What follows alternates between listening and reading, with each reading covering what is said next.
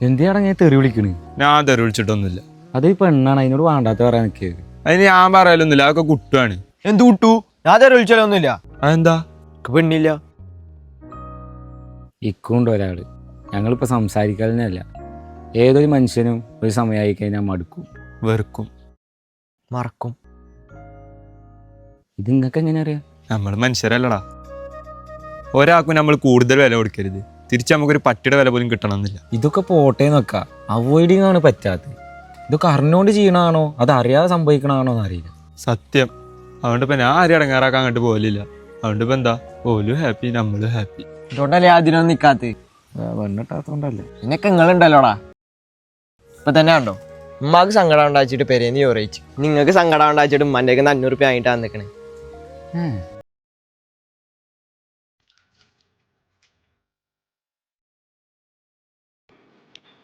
ഏതെങ്കിലും ഫ്രണ്ട്സിനെ കട്ട പഠിച്ച് കൊടുക്കണ കണ്ടുപോകണം. കുഴപ്പമില്ല.